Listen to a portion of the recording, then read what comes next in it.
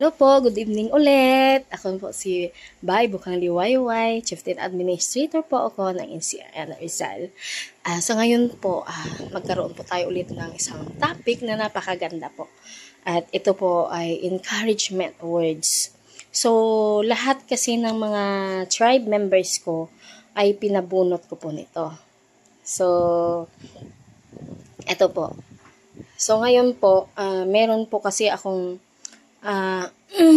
goal para po sa lahat ng tribe members ko at tribe leaders and elders and leaders para po sa ating darating na project. So, ito po ay bigay na ni Lord Jesus sa atin. Alam ko pong sinagot na tayo ni Lord Jesus. So, gampanan po natin kung ano po yung obligasyon at tungkulin po natin na maayos po.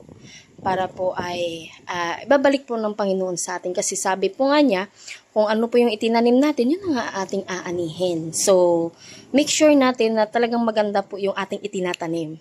So, ito po yun. Nakabunot po ako ng isang encouragement words. Talagang nakuha ko po siya. So, ito po yung laman. Ito po yung laman ng encouragement words na nakuha ko po ngayong gabi. It's 12 and 15 minutes na po. 12 in the midnights na po. So, babasahin ko po itong encouragement words na akin pong nabunot para po sa aking sarili. It's not hard to make decisions when you know what your values are.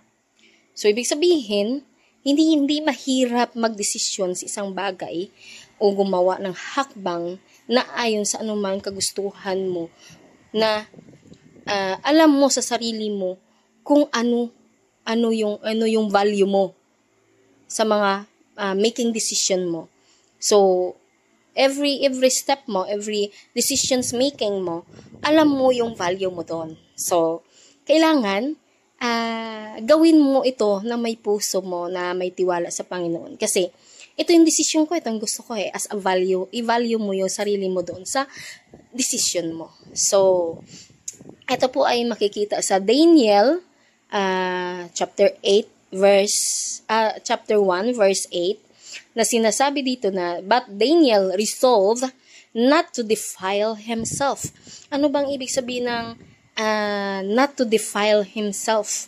So, kumbaga, yung ang ibig niya po sabihin dito, not to defile himself. Ang defile kasi, kailangan maging malinis ka, kailangan nasa purity ka, spiritually unclean or impure ka, yung ganun po ba?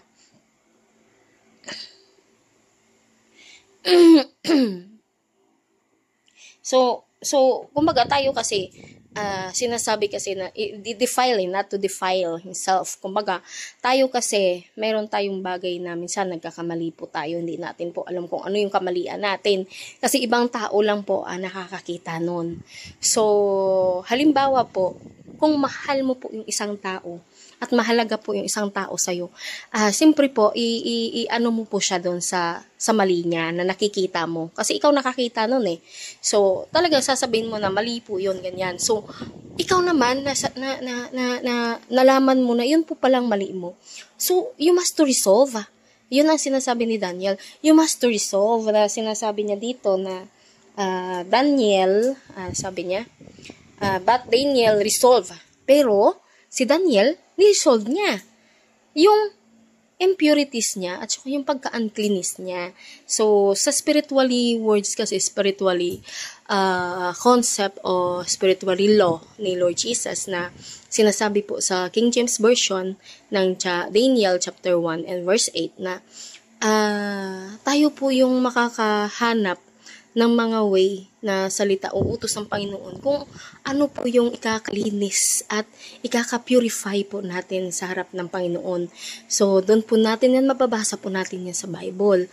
So, ang Bible kasi napakalalim, spiritually kasi understanding yan kasi lahat ng salita po dyan ay galing po sa spiritual words ng Panginoon. So, ngayon, ang pag-uunawa kasi natin dyan is spiritually. So, malalim talaga.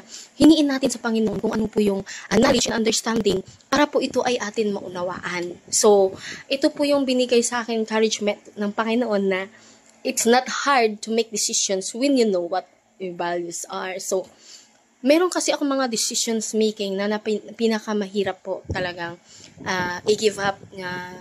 Pero kailangan kong gawin yung ganyan. So, ito po yung binigay ng Panginoon sa akin. So, praise the Lord. Thank you, Lord Jesus, sa binigay po ngayon sa akin na encouragement words. So, ito kasi yung ginagawa ko pag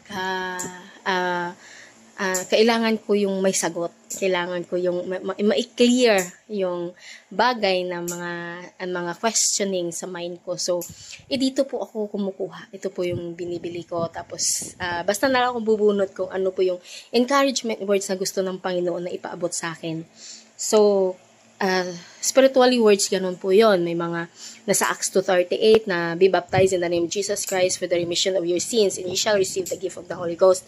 So po yon. So is one of the purification and one of the law ng Panginoon na gawin po natin para sa purification and holiness at uncleanliness po natin para mahugasan po yung mga inborn na namanat natin kasalanan. Sa worldly naman, worldly understanding naman, kung merong tao na nagsasabi sa'yo na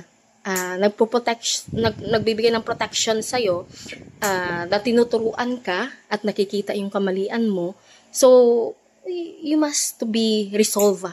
Ibig sabihin, gawan mo ng paraan na hindi mo na maulit at hindi mo na magawa ulit. So, yun po ang ginagawa ko kasi sa dami pong tao, makikita po nila ako, minsan sinasabi, maldita daw ako, stricta daw ako, ganun. So, sa mga bagay po na yan, pagdating po sa dokumento, yes, very strict po ako. And maldita po ako talaga sa matitigas ang ulo. Hindi sumusunod na ilang bisis mo na tinuturuan ay napakahirap pa rin nilang unawain at sundin. So, very maldita talaga ako dun. So, naamin ko naman po yon. On that way, sa batas po ng EPRA Law 8371 kasi po that is a tribe concept and tribe law as a concept as a self-governance po. So, kailangan po natin talaga sundin yon. So, kung hindi tayo maging stricta at hindi tayo maging maldita po dito at maging matapang, so paano po natin sundin at paano tayo maging capable para po sa posisyon na ibinigay sa atin. Pero, in a nice way, in a right way po. So, we have a right naman sa section, po yan, sa Penal Code po ng Section 91 na sinasabi na there is a right of religions. Section 92, you have a right to speech. So, lahat po tayo may karapatan po. So, ito po yung akin naman, pagka mayroon naman nagsasabi sa akin na, bailiway, ganito, mali kang ganito. So, nakikita ko, mali ko pala yan. Okay, so, sorry po, ito po ay gagawin ko po kung yan po ang kulang sa akin. So, that is the resolve. Resolve po yun ng defile ng sarili mo po. Na kumbaga, kailangan mo palang ayusin yon kasi yun pala yung nakikitang mali sa'yo. So, be thankful ka kasi may nagsasabi sa'yo na kung anong mali mo. Ibig sabihin kasi mahalaga ka at mahal ka ng tao na yan. Katulad din sa'yo, pagka mahal mo yung tao at mahalaga siya sa'yo, kung ano po yung nakikita mong hindi totoo at hindi tama, talagang sasabihin mo ng secretly and in a nice way. Huwag naman yung sa maramihan. You must to tell him or her sa secret room or wag naman sa secret room something, yung anong iniisip ninyo, hindi ganon. Kundi yung bang kayo lang dalawa yung nag-uusap at nagkakaintindihan. As a chieftain administrator naman ng Limentado Dumagat, kailangan ko talaga siyang sabihin sa pangkalahatan kung ano ang mali ng isa. Nang sa ganun po, ay hindi po kakalat at hindi po magkakaroon ng lamat sa karamihan. Yun po yun. Hindi ko po ninanais na saktan o ipahiya po ang bawat isa. Kundi ang sinasabi kasi sa batas natin, sa tradition and customary law ng Limentado Dumagat po ay ang problema ng tribo lamang pong mag-aayos. So, kung hindi ko po sasabihin ang mali ng bawat isa, paano po tayo magkakaintindihan? Paano po natin magkakaunawaan at maayos ang problema natin? Sa dami na ng problema ng government, hindi na natin kailangan na dagdagan yun kung kaya naman natin i-resolve. Tama po ba? Ang lahat po ng ating mga kamalian at kailangan nating baguhin at gawin ay huwag na natin isaklaw pa sa presidente o sa vice president natin. Kung kaya naman nating gampanan, kaya naman nating gawin, at kunting tulong maibigay natin is malaki din tulong sa sarili natin. Yun ang ibig sabihin ng chapter 1 verse 8 ng Daniel, na sinasabi, but Daniel resolved not to defile himself. So, praise the Lord talaga. Kasi, very interesting and very encouragement words ang nakuha ko po today. So, yun lang po ang mai-share ko po sa inyo ngayon, na be thankful po tayo kung merong pong mga tao na nagsasuggest at nagsasabi ng kung anong mali po natin. So, tayo din po mag-resolve nun. Tayo po ang makakagawa nun.